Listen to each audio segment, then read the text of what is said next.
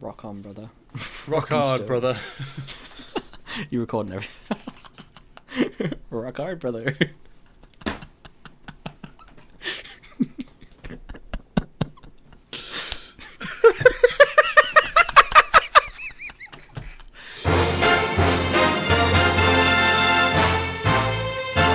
Hello, everybody, and welcome back to... Oh my god, it's Just News Volume 2. Shit, you're joking. Oh my already? God, it's not even standard nostalgia bait. Oh my god. Fuck. With Volume 2. You've been mugged right off because you're not getting a brand new episode. You're just getting this little bit with some highlights in between. I'm not selling nostalgia baited. Good. I genuinely can't believe we are at Volume 2. Yeah, we've done 30 full episodes now, haven't we? And this is our second. If you're not familiar with what this is. Yeah, if you're not familiar with Just News, it's a segment that we put onto the end of all episodes where, depending on who is the host of the episode, whether it's odd number or even number, we each bring a funny news story to tell the other person. And we've brought some heat as we've just been having a conversation about. We always have a good laugh doing them. We always find some bizarre news stories. Some incredible ones, yeah. We like to, every 15 episodes from the first 15 to whatever the future entails, we are going to bring you a collection of our favourite news stories, basically, of that segment, of a mixture of both of us. Who's brought the best, we'll never know, but yeah, that's kind of what this episode's going to be. So if you don't stick around for the full episodes, and it kind of is on the end because it's a nice place to have it, but I know some people won't stick around to the end. Yeah, it's nice to just have this compilation. They like to watch the actual thing they're clicking on. I get that. But what you're missing out on is some funny ass news stories at the end of every episode. But don't worry, you don't have to go back and watch all of them. You don't have to, because you can just watch this, which is Volume 2, which is episodes 16 to 30, the best of the Just News segments, all of the funniest news stories, and just basically loads of clips of us being really, really fucking funny. Yeah, so sit back, enjoy, don't fucking eat any food or drink any water because you will be fucking laughing your asses off. Squirting it fucking everywhere. And enjoy, because it's a good laugh.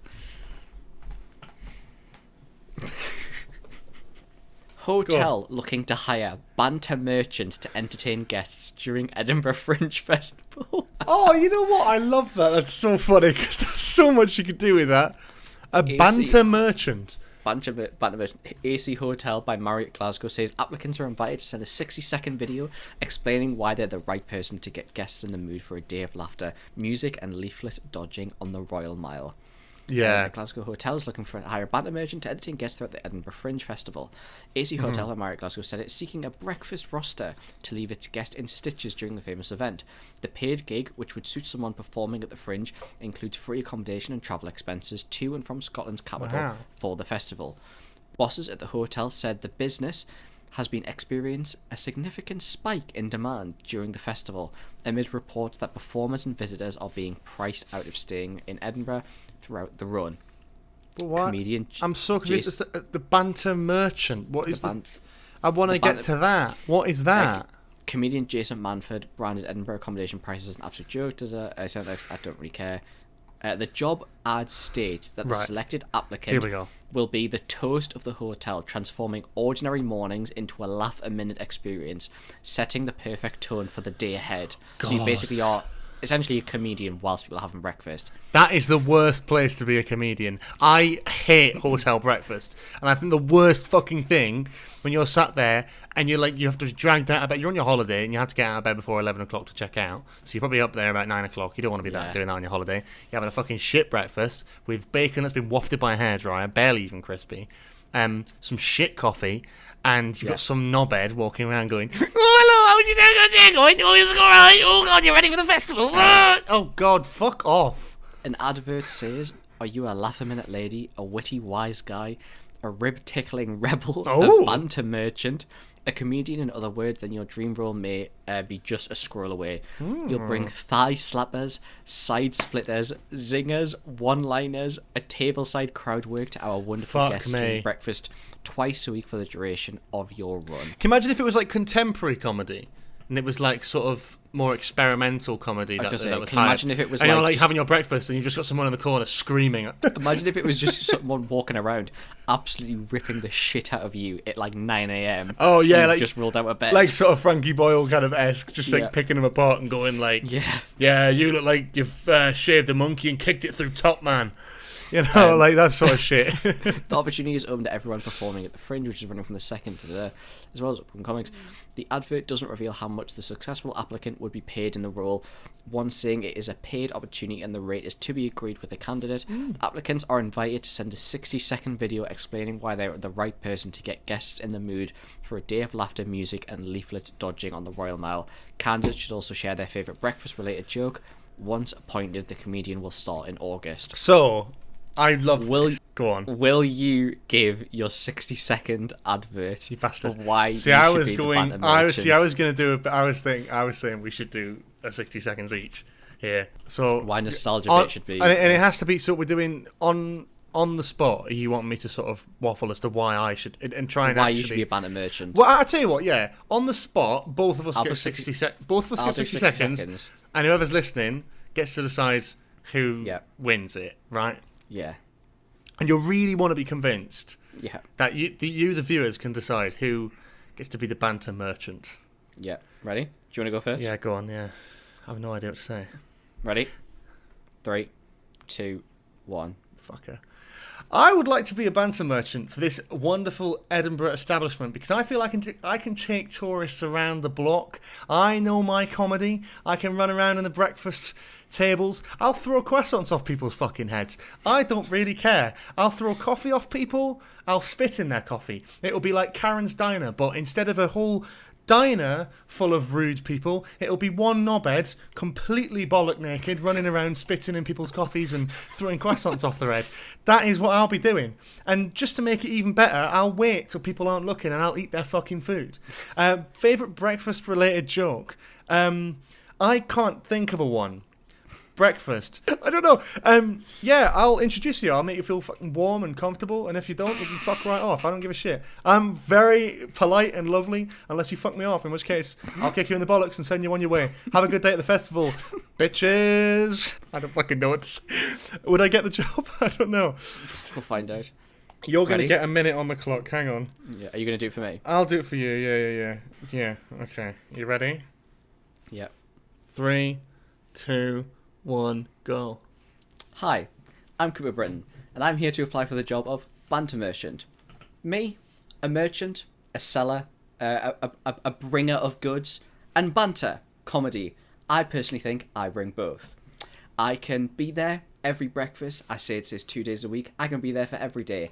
I will be, ripping the shit out of people as they're dressing their funny outfits going off to the Fringe. You know what? Maybe I'll nick their breakfast as well. And maybe, you know what? I'll just sit there and eat my breakfast. Maybe I'll be a class clown. Maybe I'll spill some eggs on my shirt. Maybe I'll, throw some bacon across the room. Vegan? Not for today. I'll be shoving bacon down your neck no matter what. Yeah, so is that time? No, I've got 15 seconds. Yeah, Cooper Britton. Favourite breakfast vegan, joke? I'm joking. Yeah, breakfast joke. Breakfast, get it? 'Cause it's running away from you. 3 seconds. I fucking know. Brilliant. I'd give you the job. I would like to preference. I have nothing against vegetarians and vegans. That just Freudian slipped, didn't it? Wow. I encapsulated the character. You guys could decide in the comments below. Yeah. You think got the job? School worker jailed for stealing chicken wings worth $1.5 million. Sorry. How does that sound? Again, let's just run it back for 2 seconds. Sounds like me at a Tay Barnes, baby. Let's go. That's true, yeah. And don't get me wrong. I love my chicken wings, but... Ooh, not sure about the accent. Nor do I. I have no idea where that came from. Chicken wings. But why the $1.5 million worth? That's the twister. That's a fucking lot of chicken wings. Yeah. Do you want to hear our name as well? Vera Little. It's Liddell, but we're pronouncing it Little. It's Little. Because we're comedians. Spent a year on her poultry heist, stealing chicken wings by the van load. Fuck. That's a lot of chicken. That's a lot of chicken. That's a lot of chicken. A school worker has been jailed for 9 years. For chicken. Can you imagine going into prison and being like, yeah, what you in for? Yeah, I killed a kid. Yeah, what you in for? That's still $1.5 million a chicken. I mean, it's a big heist. It's better than like a fiver. That's... Bro, what the fuck? Equivalent to £1.18 million in English money worth of chicken wings. Vera Little's year-long heist of the flightless birds sold to 11,000 cases of the wings, which were meant for students during the height of the COVID pandemic. Oh my god. Oh. The 68-year-old started the scheme in July 2020 and was not found out until a business manager at her school near Chicago found that food costs were $300,000 over budget during a routine audit, according to US media reports. So she worked at a school? She must have then. She was like School part worker, of the catering staff, and she's ordering like a significant more amount. What is she doing with this chicken though? This is what I want to know. Freezing it. Little bought up the huge amount of food and used a school cargo van to pick it up. Students never saw a single wing. She did not let them have one scrap of wing.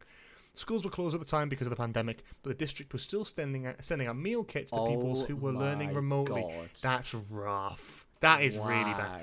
Little, who was the food service head for 10 years at the district, was originally charged with theft and operating a criminal enterprise. She was handed a 9-year jail sentence after pleading guilty. Heisenberg of the chicken wing world. She's literally the reverse of Gus Fring. Like when Gus Fring was like cooking meth and like making chicken to hide it. Now this is the other way around. To hide the chicken, right? Yeah, she's like, I'm a meth dealer, ha ha ha. But she's actually stealing $1.5 million of chicken wings. I wonder how many chicken wings that actually accounts to. Like how many it is. How many chicken wings are in a crate? 11,000 cases. So how many is a case? How many chicken wings in a case? 280 to 360 small wings. Bro, that's like over 300,000. Where was she selling it onto? So 300. Where was this? Hang on. Where was this one person sending off the chicken to? Oh my god, my math was off. What do you want? That's 3.3 million chicken wings. That's not what? No. Oh fuck. Yeah.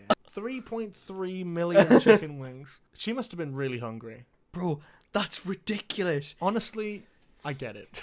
Bro, I don't feeding get the it. 5,000. You could feed 5 million with that many chicken wings. Bro thinks she's Jesus Christ. What the? What did I think is this is what, why you can trust Sky News. I can't trust Sky News, other than these sources are available. Tell me more. I want to know about the chicken wing person. I want to know more about Vera Little or Liddell. Oh, that's ridiculous. I want to know more about this person. What I want to did know. she do with them? I want to know. I want to know more. She must have had like, what? She must have had about 1,000 chest freezers to fit all these wings. Okay, hang on. I've got another. Oh, we're just sneezing the fuck out of this, right? There's a second article here, which is gives I think a little bit more detail. Illinois school district. What on earth? She's just a little chicken wings that's got a gambling problem. Bullshit. The chicken wings were intended for underprivileged children receiving free lunches during pandemic shutdown. That's fucked. She feels she made destroyed. a false order of chicken wings, which she then resold and then gambled away the proceedings. She lost the money. She lost the fucking money. She illegally obtained 3.3 million chicken wings, sold them, put the money into gambling, lost it. What a she was fucking idiot. Taking chicken wings to poker night. She was like, I'm all in. Puts 3.3 chicken wings on the table. Hold up, guys. That's the chicken lady over there. Don't give her any chips. That's crazy. To be fair, she probably needs the chips. It would be a bit off balance if she didn't. That's a good one. That was good. It's a bit of a stretch, but we'll get there. Oh my god. NFL star Chris Jones offers to pay for 1.5 million worth of stolen chicken wings after cafeteria worker is sentenced. Oh unbelievable. Why would you ever want that many fucking chicken wings? I love chicken wings. I quite enjoy chicken. But what is the best chicken wing you've ever had, do you think? As in, what's the flavour or like where I've had them from? Where's the best? Where's your best chicken place, man? Here we go. Lancaster Uni. Okay. There's shout out to this guy, right? There's a place called Sultans of Lancaster on Lancaster Uni, right? It's like it's open till about 4:30 in the morning. It's like a proper uni student place. The guy, I don't know his name, front of house, works at the tills. absolute fucking legend, right? Their medium, like, marinade that they put on the chicken wings, and their half chickens and full chickens, that shit is so good. So I used to go in, first year of uni when I lived on campus, I would go there nearly twice a week, every week. I basically just used to eat. Basically, we had like a load of takeaways on campus. I used to just rotate them. That's all I did in the first year, eating. So I'd go like nearly twice a week, every week, right? Okay. I've not been for about a year and a half, potentially almost 2 years, right? And I went in. I was at uni the other day from exams, and I went in and said hello to him, and he recognised me straight away. Love and he that. knew my order. He literally went chicken wings, medium, with chips. I was like, you're a fucking legend. That's where you need to build rapport. This is what I'm trying to do in London. To Lancaster, if you go to Lancaster, drive to Lancaster University, go to Sultan's of Lancaster. It's always open. It's always open. If you go later on the day, the guy will be there. Bro, fucking shout out the Sultan's man. That's what everyone calls him. Shout out the Sultan's man. Fucking legend.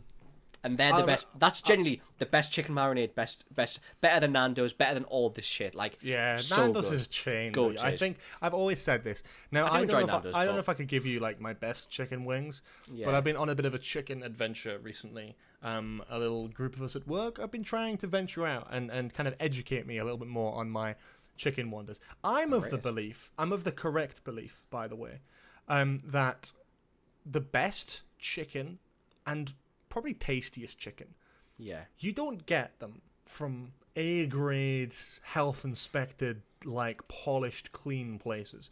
You get them from the place with the signs from 2004. You get them with the stock image chicken on the front that hasn't paid for the over thing to be released. You get it from the places that have a layer of something on the floor, but you can't quite tell what it is. Bro, the best chicken places, and Sultan's is not like this. I'm just going to get that right now. No, Sultan's... Can we get Sultan's to sponsor us out a bit? Can you go and speak to them? Hey, I actually genuinely would, no word of a lie. Let's talk about this. I would. Let's talk about this. Sponsored by Sultan's. I'd love it. The Sultans of Lancaster. Bro, I'd put the Sultan's guy's face on every fucking thumbnail. Just a little on the corner. Let's not go that far. Let's talk about our business proceedings. Anyway, but yeah. But some of the greatest food places ever. Like those like not chains, like those. Bro, you have to play the food poison gamble. And the best places. That's the thing. I'm willing to play that gamble. Yeah, man, you gotta be. We went to a place called the Chicken King of Camden one lunch, and I made a mistake. You see, I didn't go for the wings. I went for the fillets, and I regretted it because they were shit. They were like frozen fillet. I know, man. I know. And I made the mistake, and I paid the price for it. I paid fucking £8 for chicken fillets and chips, and it was ass. It wasn't very good. I went back the next week. I got my 3 wings, chips, and it was... Wings? No. Sorry. 5 wings. 5 wings, chips. I'm in London, bro. Come on. I got 5 wings, chips, and it was like £3. And that's the bargain. I've learned the hard way, the way to order the best sort of chicken portions is not to go for a number that's on the board. Just ask the man behind the counter, how much would this many wings and chips be? And they give you a cheap answer. And it works, and that works, and that's worked for me. And I'm currently on my chicken adventure. I love my chicken chops. I'm a big fan of Chicken Cottage. Yes, it's a chain. I know that. I like it. I like Sam's Chicken. Yes, it's a chain. I love it. Chicken King of Camden. Banging wings. Up there. Kind of basic, but pretty good, right? I need to try Morley's. I've heard has a certain something to it. Because it's a South London thing, and I need to try... Why am I saying it's so posh? I think I'm trying to sort of avoid accidentally leaning into sort of like local lingo and coming across as racist. I want to try Morley's in South London. I want to go to more chicken places. Why have we got onto this? I have no idea. Chicken. The final question: are you bone in or bone out chicken? Oh, depends on the. Well, it also depends on the chicken, doesn't it? Well, no. But if you could choose anything off a menu, if you could choose any chicken off a menu, what are you choosing? What? I would say thigh is probably the best bit of Thigh chicken. is very good, yeah. That's fair. And that's usually boneless. Yeah. But wings are pretty good. I also would say over wings, I'd drumstick. Fez? Have you not adventured to like half a chicken, quarter of a chicken yet? You know what? Never done that. Maybe I will. Next time you're back in Newcastle, have you been to Coop before in town? No. Well, I'm going to take you to Coop. I'm going to take you. That's a promise. I like that. On me, we're going to go to Coop. 100%. Oh, well, there we go. 100%. 1,000% we're going to go to Coop. I've been to Coop before and had a full chicken and three 3 sites. Fuck you. I've got a cold. I've been a coop before and got COVID. But yeah, I'm very much a chicken. I make up myself Connoisseur, a chicken would you connoisseur. Yeah, that's what I was going to say. You're not the chicken connoisseur, but you're Yes, a chicken connoisseur. I'm not the chicken connoisseur, yeah. But I do love chicken. Chicken's goated. So, yeah. That's such a weird tangent. Anyway. The title... The title of this, I'm hoping we've got some fun stuff in here. Because the title, the headline isn't that immediately funny, bar the first word, because it's very strangely phrased. But, Devon. Would you buy a 6-acre Drake's Island near Plymouth with private beach and 15 ghosts? Are they asking Devon if he wants to buy this, or... Devon, do you want to buy this? Devon, do you want to buy it? And I don't know if it's Drake. It's called Drake's Island or it's Drake's Island. So, I actually looked at this news story to be one of mine. I didn't read it though. I only read the title. And you didn't put it in, so that's good. And I looked at the title and saw some. And I already had other ones prepped. So, Yeah. But I did remember passing this because I remember seeing the 15 ghost thing and was very confused. Well, here we go. Let's go into it then. Here we go. Let's hope it's good. Drake's Island, just 600 yards from Plymouth, is now for sale. It was used as a military defence for hundreds of years, with 18th century cannons included in the price. Wow. A 6-acre island off the Devon coast, complete with private beach, fortifications, and planning permission for a luxury hotel, has been put up for sale. Drake's Island, just 600 yards from Plymouth. Yep. Already read 600 that. yards? Yep. What? Where? I need to open Google Maps and have a look how close that actually is. 600 yards? 600 yards is like walking distance. I mean, it literally... Yeah, that's... Oh my god, it's a little bit like... Oh my god, it's like Alcatraz. It's like, you can literally... It's literally like in the fucking port. Oh my god. Ah, interesting. That's kind of funky. Go Plymouth. Slay. It takes less than 10 minutes to reach by boat, and once on land, there is military history everywhere, from old barracks to artillery batteries, complete with shell shafts and underground gunpowder stores. It has over 2,000 years of history. The first recorded building is 1135. Current owner and local businessman Morgan Phillips says. Fuck me. It's more interesting. I want to get onto the ghosts, man. It was its nuclear deterrent of its day. That's probably why the Spanish Armada never came here. Mr. Phillips bought the island in 2019 for £6 million and has worked on securing consent for a 43-bed hotel. He gives guided tours to groups. Plymouth is trying to become a destination. It's getting there. It's a long way forward with that. What we really need is the island to be taken forward, and someone who has got the budget to be able to do that, he explained. The island is named after Sir Francis Drake, not Drake the musician. I was going to be saying. Because if it was Drake the musician, it wouldn't be military history. There'd just be a big shrine to Millie Bobby Brown when she was 13. Sir Francis Drake, he set sail to circumnavigate the globe in 1577. It has no fixed guide price, but renovation costs are estimated at around £25 million. Piss easy, man. I'd say who'd be able to do that? Drake. Jurassic Mark. different angles. Ali Rayner from property consultants Carter Jonas is leading the sale. Proposals include for these outbuildings to be converted into bedrooms, and one of the things the owner has been thinking about is using it as a wedding venue. Nah. But what about the ghosts?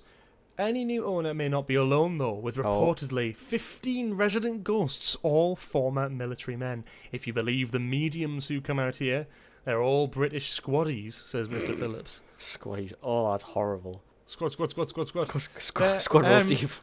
They are here to protect us.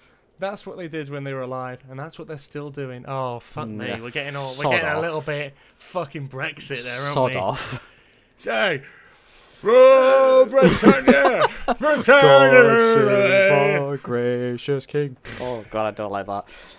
Right. I've seen enough to say stuff happens here that I can't explain. But God, all of that it sounds is really really dodgy. nice, he insists. But that's the end of the article! Right, okay. First of all... What does he mean? It's all... Lots of stuff happens here, but it's good. Sod the hotel. I'm not being funny. If you have an island, a 60-acre island, do not fucking build a hotel on it. Stupid idea. 60-acre island. Hotel sick. Haunted by 15 Brexiteers, gammons. Airsoft field. Rent it to the Sidemen for a hide-and-seek video. Fucking brain rot, man. What are you talking about? Paintball centre. Like, you want something sick. What is it with you and paintball? What's going on? No, I'm saying, why would you put a hotel on it? Why wouldn't you? Why would you put an paintball thing there? Because it's imagine doing like airsoft a paintball just on an island. Yeah, but the value of an island. Yeah. Like, I'm not being funny. How are you really going to get on a boat to go and stay on an island for one night? Oh yeah, fuck it. Yeah. No, but that's what I'm saying. Like a wedding destination. It's better than fucking Delta Force paintballing taking it fucking over. What, an island? No, that's an. Are you mad? What? So you're going to have your wedding photos with. So you're going to take all your wedding photos with Plymouth Port in the background? It might not have Plymouth Port in the background, man. What? So you're going to be walking out onto the cute romantic little dock for them to take your wedding photos with Plymouth in the background. Okay, you probably not take them with that angle in mind, sure. But most of it isn't the port. Most of it is like hills and the sea. You make a good point, but I think it's definitely better as a fucking, like, I don't know, like a sort of like shit English version of Mamma Mia. I just don't see people getting on a 10-minute boat ride to go. Imagine that? I'm not being funny. On the rocky beaches of Plymouth. Don't go. on the dock on the island. What would you see? It literally is. Yeah, it's like a shit Mamma Mia. I look at it as, okay, I have an island to myself. What cool stuff? Not saying the hotel's not cool. What cool stuff can I put on it? Careful. Yeah, cool stuff. Paintball, airsoft, that kind of stuff. If I owned an island, what would I do with it? I would just make it. I would want something that's like an activity island, like paintballing, like airsoft, like. You'd be alright, just don't do a flight log. As good speakers and Blast Not Like Us by Kendrick Lamar 24/7.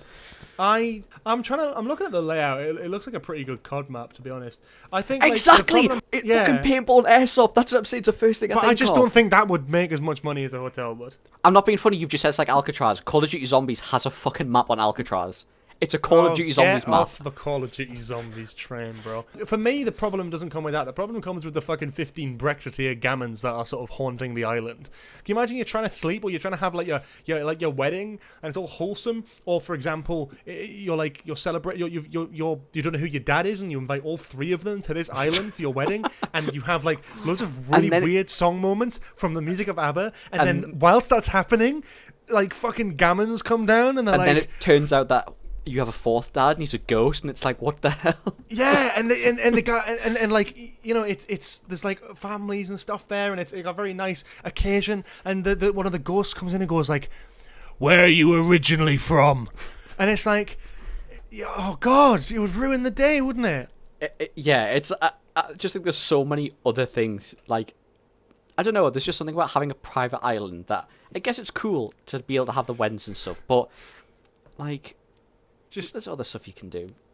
Paintball and Mamma Mia. Paintball, Mamma Mia. Out of context. Like, you could have a hotel on if you owned an island, you could make a hotel. Or you could do other things with it. You could do paintball whilst playing Mamma Mia music. Sorted, or ABBA music. I'm not being funny. I'm not being funny. If that was what they did with it, I would be fucking there opening day, baby. Exactly. Can you imagine the Mamma Mia running around? Honestly, like money. Exactly. like playing like Capture the Flag to money or something like that. Or like SOS. Yes. When you're gone, that would be amazing. Yeah, there's just so many amazing things you could do with it. Mamma Mia X Paintball. Can we make this happen? Like, why? We've got the ABBA Voyage. We've got the Mamma Mia dining experience in London. We've got a dining experience in London. We need a Mamma Mia paintballing experience. Sign me up. I'm there day one. I'll be there. I'll be there no matter what. I'll be there every other weekend. The bloke on TikTok who's like, "Have you got a dream?" Yeah. You know, like, have you got a business idea? Have you got a dream? Yes, and I do. Yes, I do. Mamma Mia paintball. Let me buy this. How much did he say it was? 25 mil? No, he said he would probably need 25 mil. No, he bought it for 6 million. Let me buy this $6 million island, pound island, knock down all of the... Actually, no, don't knock down the buildings. Just make them derelict and start a paintball arena. Or airsoft arena. That's not safe. Honestly. That's not safe. Put a big London bus in the middle of it. Yeah, see? Just start dropping stuff on it. Yeah. That'd be quite cool. Doing like a multicultural paintball where you start use it like... You get like a replica of the Statue of Liberty, and you get a replica of like a pyramid, or you get a replica of like Big Ben, or like the Great Wall of China, like those just random that'd be just making it like, you know, the ones in Dubai, you know, the islands that are supposed to be like the countries of the planets and stuff. I don't know what they're called. Yeah. You have no idea what I'm talking about, do you? No. Do you actually not? There was a massive project in Dubai where they artificially made a set of islands that are all supposed to represent a country on the planet, obviously. And you can buy them and basically do whatever you want with them. And that's kind of... I've got this fucking tangent. I'm going to stop. But we need to wrap this up. Yeah, bearing in mind how long this is. You go. But yeah, Mamma Mia Island. From the Mirror, other news sources are available. Yeah. Couple I've just spat all over my monitor. That is rank. Enjoy that, YouTube audience. Couple transform their garden into £27,000 Jurassic Park, complete with a 10-foot T-Rex.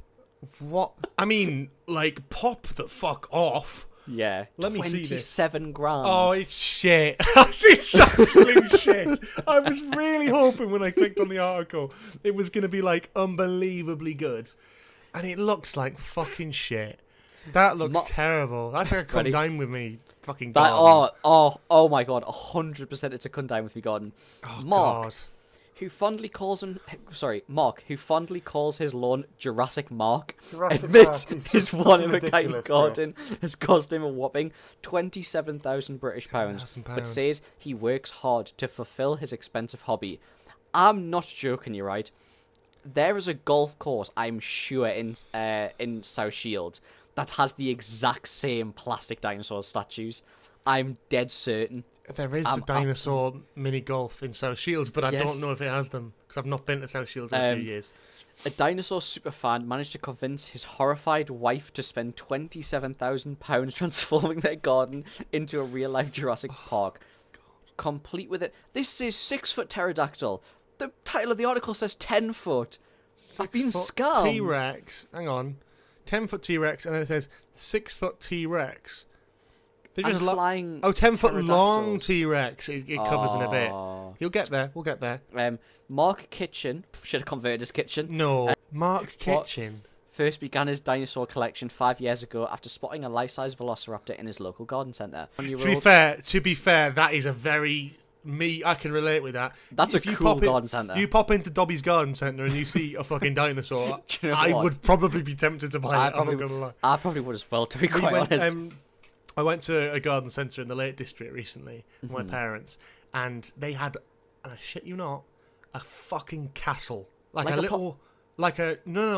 bigger than you'd expect. Obviously not a fucking life-size castle, but bigger than you'd expect. Like it was actually like it was built out of brick. It was looked like a historic monument. Oh my god! And you could buy it for a good amount of money, but it was very cool. There was a temptation to walk in and go, "Oh, I want that." I'll take one of your finest castles. Dobby's Garden Centre. Walking in a full coat. I'll have 2 goldfish and one of the castles, please. I'll have 2 of your goldfish to go in my moat. And one of your finest castles. Oh, not moat. Not again. Rest in peace, moat. The 51-year-old has always dreamed of having tropical plants in his backyard and thought a model dinosaur would be the perfect addition to his greenery. Mark, who lives in Preston, Lancashire, admits he's a Jurassic Park superfan and always aspired to be a paleontologist in his younger years. Garden centre assistant Mark forked out Whoa! He works in a garden centre. So he got discount works. Then. Fucking bastard. Well, no wonder he's got it, man. It's worth 27 grand, but he only paid 10 for it. The thing is, I can criticise this, but realistically, if I had money, and I probably would spend like 3 grand on a screen accurate Dalek. Let's be fair. Let's be just outright. I would probably do that. That's kind of based. Yeah. Probably. Yeah. Garden centre assistant Mark forked out £1,000 on his first Raptor. Much to the reluctance of his wife, I would pay to have been a fly on the wall when he brought that home. I would pay. Which one did he buy first? The Velociraptor. The Velociraptor. Is there a photo? Oh, there is a photo of that. Oh, that looks fucking ridiculous. He's got 2 of them in the top photo though, so he's bought another one. God. So embarrassing. Helen, 50, who originally said no, you're not at the prospect of him buying it. Now he has 7 dinosaurs roaming around his back garden, including a 10-foot long T-Rex. Mark, who fondly calls his lawn Jurassic Mark, admits his one-of-a-kind garden cost him a whopping £27,000, but says he's worked hard to fulfill his expensive hobby. Yeah, I mean, if you look. If you've made your money, you've earned it. Oh my god, there's a selfie. You can do what you want. want. T-Rex. Oh no, I just seen that. Right, let's get to the selfie in a minute. Mark said the garden was a blank canvas, and I've always wanted to have tropical plants, so I started with 2 palm trees in the corner, and it just developed from there. I went to the garden centre, and they had a velociraptor, and I said to my wife, I'm going to buy that. It looks amazing. You know what? This is actually more wholesome than I think. We could take the piss, but this man is a legend. He's earned his money. He wants to get his tropical plants. I just draw the line at the amount of dinosaurs he's got. 7 dinosaurs he's got. A T-Rex. Well, he's got it was a Stegosaurus in the picture. A Diplodocus, 2 velociraptors. Okay, Mr. fucking dinosaurs. Diplodocus, what's that? It's a Diplodocus, but there's an Allier meme from when he saw it in Fortnite where he calls it a Diplodocus. Unbelievable, George. You play Fortnite on stream, you should know Fortnite memes. I played it twice! You played it more than twice. That is cap. That is bullshit. That is absolute bullshit. I've played it less than 10 times. That's still definitely more than me. Is it? 100%. No. I did not. You would like it. It's the kind of shit that you usually play. What, Destiny? Yeah. I didn't play Fortnite because I was playing fucking Destiny 2 when Fortnite... Say we will not be playing era. Destiny 3. Don't even fucking get... Please. I will go on a fucking rant in the middle of this podcast episode. I won't. Look, as much as I really desperately want to hear about the stuff that had me interested in, I want to hear about the dinosaurs. We're not going on this fucking tangent, because honestly, this pissed me off this week. Anyway, Bugs of the God chooses the God developed from there, and she said, no, you're not. It just went from there. She eventually came around and loves it now. I'm a big Jurassic Park and dinosaur fan. I'm a massive fan of the films too. Wait, so he's just a fan of the concept of Jurassic Park? Big Jurassic Park fan and dinosaur fan and a massive fan of the films. So he's just a massive fan of the concept of a Jurassic Park. Or he's got dementia that just kind of like flipped out on mid-sentence and he's like, I'm a big Jurassic Park fan, big fan of dinosaurs. I'm also a big fan of Jurassic Park, the films... He likes the ride at Universal Studios. The ride at Universal Studios. And I'm also a fan of dinosaurs. Do you reckon he went on the ride at Universal Studios first and then found out it was a movie franchise? There's been people like that. There's definitely 100%. people like that. Yeah. I'm a massive fan of the films too. I always wanted to be a paleontologist but never got to it. I just wanted to create a Jurassic prehistoric garden. Oh my god, this is so much. Mark said his dinosaurs have got... The selfie sorry, can we just at least talk about the selfie with them and the T-Rex? We can't skip past that. They look like a couple off Gogglebox. They actually do as well. And I kind of wish they were on Gogglebox. Yeah, that because I would like to see T-Rex. From the garden with like a TV at the background with 2 like deck chairs with all dinosaurs in the background. Meanwhile, in Jurassic Park... yes, that's such a good idea. Yeah. Mark said... his dinosaurs have grown in size over the years and received nothing but praise from guests brave enough to visit Mark. Mark said, after buying one, it just went from there. We have 7, including T-Rex, 2 velociraptors, Galapagos, yeah, that sounds right. And a pterodactyl like one hanging from... I have no idea what a Galapagos is. I was a I presume that's the Stegosaurus looking one, isn't it? Yeah, it is. Oh, okay. So it's not a Stegosaurus. It's not, yeah. It's not a Donkosaurus as well, whatever you say. A pterodactyl like one hanging from the tree. The tropical plants are all real. Class. Yeah. How do you reckon tropical plants fare up in Preston? If it's anything like Lancaster, it's not... They're well watered, I'll tell you that much. They're very well watered. Fair enough, yeah, good. That's good. I look after the tropical plants. The garden wouldn't work without the tropical plant. No shit, then it's just grass. Bro said tropical plants 3 times in a short sentence. The Jurassic Garden. Who let him cook? It just Stop talking, bro. It looks more lifelike now. People love it. Everybody that comes thinks it's crazy, but it just works. The wife is pretty flexible and loves it now. Everyone. The wife. The wife. Put some respect on her name, man. She puts up with you every day. Everybody has nothing but praise for it. Should I tell you what I hate the most? What? You see this picture? You're going to have to put a lot of pictures on this, I'm sorry. Yeah. But the picture, the one underneath this with the Velociraptor. With the Velociraptor. You know what pisses me off the most about this? The fucking horrible cushion they've got. Oh, the like desert island one. Fucking horrible live, laugh, love desert island cushion they've got. Who the fuck said that? I would take all the tropical plants and dinosaurs over that fucking horrendous cushion. Final comment. Horrible. I'd definitely like to expand my collection more. I've been looking into the animatronic dinosaurs that move, but I'd have to get them imported in. It's quite expensive. I just work a lot of men wouldn't be allowed to do this. Mate, I guarantee it, in about 5 years' time, there's going to be a horror story of a kid in a garden in Preston whose head has been crushed by an animatronic dinosaur. It's at the point of 87! Yeah, it will be. It will be, 100%. Do you know what? As much as we clown on it, it's actually fucking cool. Like, do you reckon... He definitely doesn't have kids. Hey everybody, it's Markiplier. We're back again in the Preston Mark Jurassic Park garden. Oh my god, it's called Mark! It's Jurassic Mark. It's the alternate timeline where Markiplier got obsessed with Jurassic Park instead. And lost all his hair. Yeah.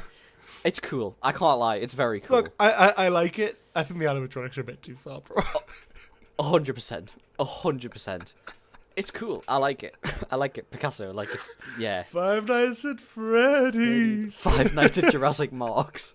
The spin-off nobody asked for. Oh, we do what poster we're using for the advert for the episode, aren't we? Fuck me. That's brilliant. Great. Five Nights at Jurassic Mark. Five Nights at Jurassic Mark. I'm laughing at my own joke. Yeah. I'd visit Jurassic Marks, to be 100% honest. That'd be cool. I wonder when is going to be the point where he sort of allows tickets. Like, when does he actually let people buy tickets to go? Do you reckon they're all in his back garden, or do you reckon he's got... Because there's a guy on Instagram who I follow who has, like, a Doctor Who museum. And I think it's like in America. Yeah. And this guy has bought so much stuff. Like, he's massive. And I'm like, now it's become, like, an actual museum and not a hobby anymore. Yeah. I wonder when it's going to happen with this guy. Soon. Jesus Christ. Anyway, of course. Former mayor caught with pants down logging into council meeting from toilet. This is like new. Oh, this will be good. This happened last month. This is gonna be good. So there is a video. Should we watch the video together? Yeah, we can watch the video. Obviously, you'll not be able to watch this on stream, but you can. For those watching, you can actually watch the.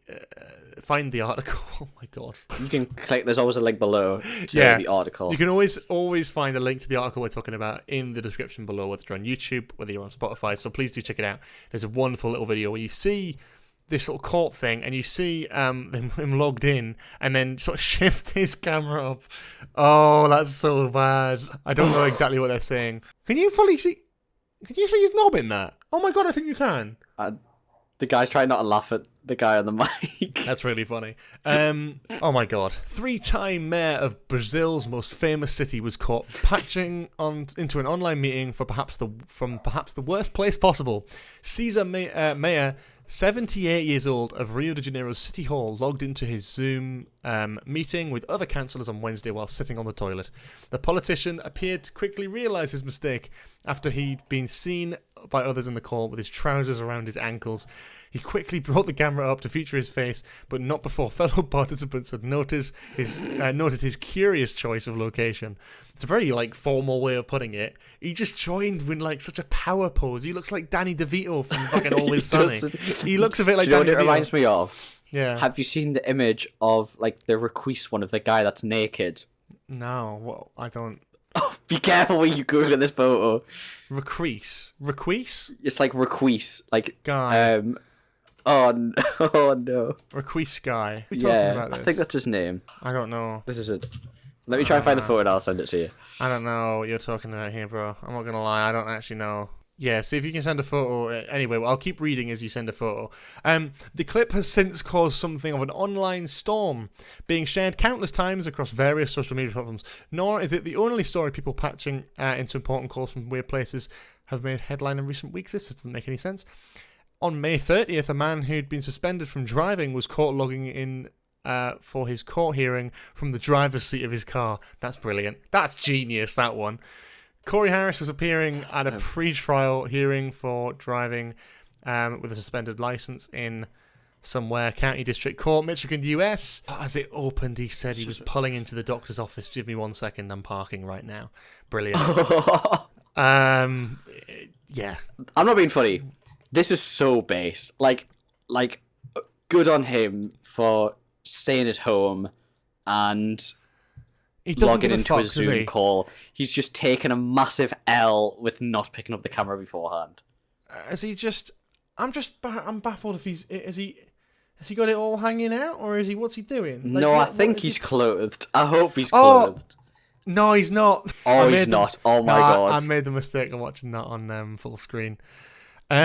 Jesus Christ. Okay, now it's an L. Now it's an L. I'm in a job where I have to dial in, and there is many times where I've gone to the toilet at work and I've sat down to drop the kids off at the pool, and I've seen it come up, and it's like 1 minute till this online meeting. I'm like, oh shit, what do I do? And usually I run back to my desk and get my laptop, but there is a temptation to do this, and it's good to see what that would look like. And it looks like Danny DeVito squatting out of shit with his knob out. So that's. I thought it was a W. It's not. It's an L. It's an L. No, it's a W. It's a power move, is what it is. 78 years old. Why did he think to join? Did he think he maybe didn't have his camera on? It's a proper boomer move, isn't it? Yeah. It's a proper doesn't know how to zoom. God. 3 years God, though, and Rio de thing, Janeiro as well. He didn't know how to zoom. As well. That's true. Yeah. Thank God. Oh my God. Bro, there's going to be a completely different article. My God. Have you found anything on this Requise fella? Yeah, I'm going to show you this photo. We are not showing this photo. Is it bad? If it's bad... It's blocked out. It's blurred. Oh, it's blurred out. It's got a massive black box. I think I know what this is. Thanks. Is it that big or it's having to... You should know. Yeah, it's a big file. This one. This is what it reminds me of. I don't know what. I just googled meme of guy with massive penis. Make sure you've got safe search on. Right. So just to wrap this episode up, Cooper finishing us off there by searching up on Google big safe search cock. Is on. Just massive man with big cock. That's not what I googled. I googled meme and it doesn't show it. Okay. Man with big old penis. Yeah, so there you go. That's what it reminds me of. It's like the power stance. I say for one. This will be going in the Just News Volume 2 highlights. yeah, that's true. Yeah. Brilliant. Well, thank you so much for watching, listening, all that sort of lovely stuff. Granddad, who became a meme after eating paint thinking it was yogurt, dies. He doesn't die from the paint, did he? That was my question, right? That's why I initially clicked on this article, because I was like, no. He did not eat. I know this meme. I know this photo. I've never seen this. Bobby, the grandpa who became famous when his granddaughter posted a picture of him when he ate paint thinking it was yogurt, has passed away at the age of 92. I mean, rest in peace, Bobby. First of all. Yeah, first of all. But well done to the Mirror for just putting it out there. Let's see what loving tribute they have to say about this man's life. An elderly man who became a meme for eating paint thinking it was yogurt has died. The viral sensation known as Paint-Eating Grandpa, that's creative, has passed away at 91. Right. Well, he said 92 in the previous... Okay. Bobby gained internet fame in 2019 after his granddaughter Alex shared a picture of him mistakenly eating half a tub of paint. His granddaughter has now said that he has peacefully passed away in his sleep earlier this year. The news of Bobby's death was shared by his granddaughter on Instagram, where she posted an emotional statement along with a compilation of videos and photos of him. According to the statement, Bobby died in June, and his family and fans have been mourning his loss. The post also expressed gratitude for the support received from people all around the world. Bobby's granddaughter remembered him as someone who loved making people laugh and never minded being the centre of a joke. Her post read, "Today would have been Bobby's 92nd birthday. For those who don't know, he passed away peacefully in his sleep this June." And then it's got a photo. So you said you've seen this meme before. I haven't seen it. So there's just... I've seen this before. This is a confused old man with paint around his mouth. And like... Can I be 100 before you continue? Mm-hmm. So I've seen this photo before. I really thought it was a woman. I did not realise it was a It does say grandfather. Your grandpa. I thought it was a grandmother. Oh. I thought it was an old woman. For me, I'm more interested to do with the fact that they've eaten paint, but I mean, fair play.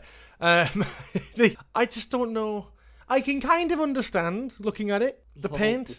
Happy, healthy. And but I get. It's got a spoon. I think they left the spoon there on purpose. Yeah.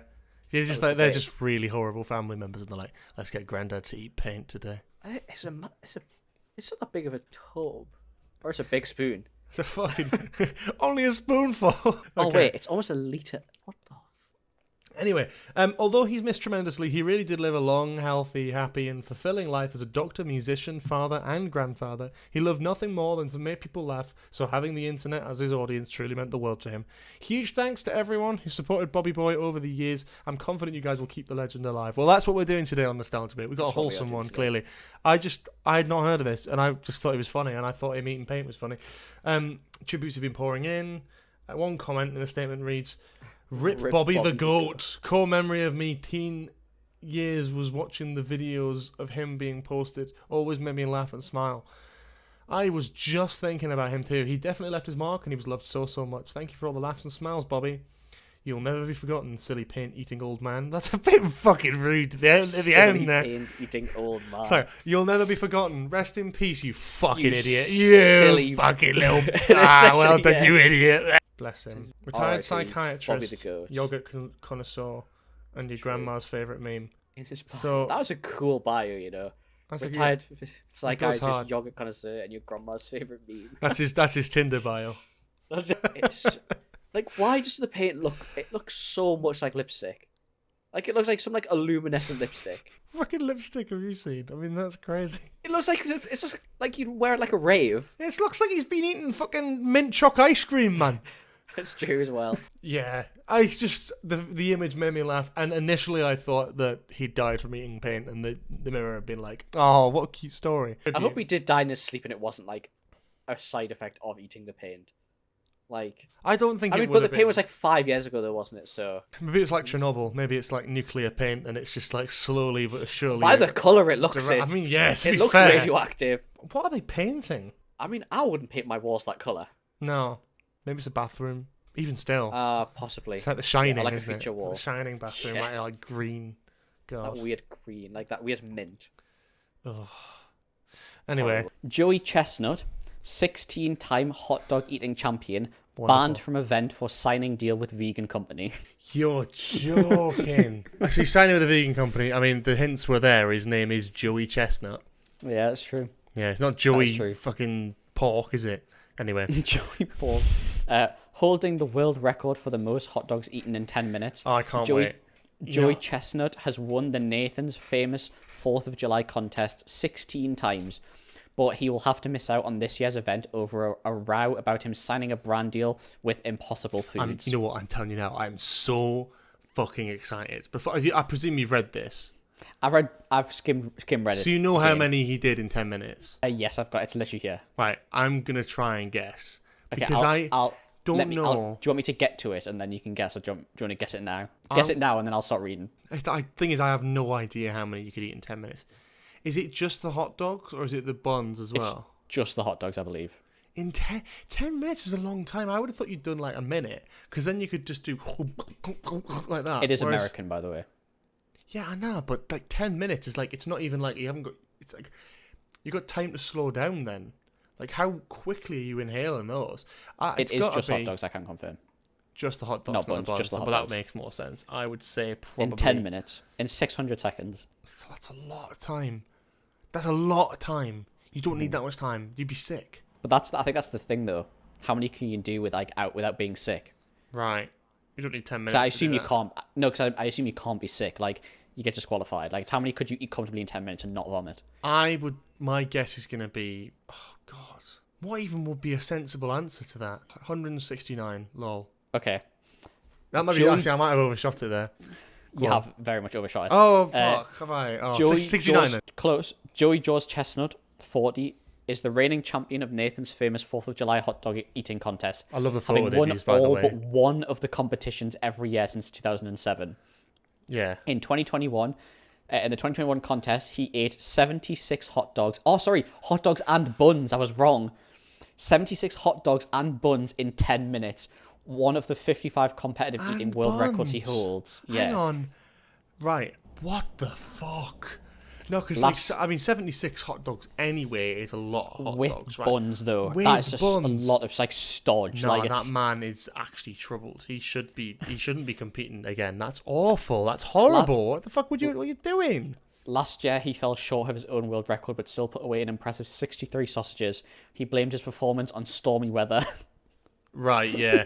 Oh, fuck off. Sorry. I can't bear this sort of... I mean, I hope he was joking, but my God, it's like, yeah. It's a bit rainy out, a little bit grim weather. Couldn't eat as many sausages. Mate, 63 hot dogs and buns is still impressive, bro. Don't blame it on the storm. Just blame it on your stomach, baby. Let's go. But after signing an endorsement deal with Impossible Foods, a plant-based meat company, Chestnut will miss out on the annual New York event. It's because Nathan's Famous prohibits eaters from endorsing competitor hot dog brands. Wow. The contest's governing body, Major League Eating, MLE. There's actually a Major League Eating, like literally, said... America. It added in a statement, "We are devastated to learn that Joey Chestnut has chosen to represent a rival brand that sells plant-based hot dogs rather than competing in the 2024 Nathan's famous 4th of July hot dog eating contest. MLE and Nathan's went to great lengths in recent months to accommodate Joey and his management team, agreeing to the appearance fee and allowing Joey to compete in a rival unbrand hot dog eating contest on Labor Day. For nearly 2 decades, we have worked under the same basic hot dog exclusivity provisions. However, it seems that Joey and his managers have prioritized a new partnership with a different hot dog brand over our long-term relationships." Good for him. He's Bro's slaying getting the that day bread. away. He knows Quite what he's literally. doing. I see your joke was better than mine, mate. That was class. He's getting that bread. Very good. Yeah. He's got his dogs out.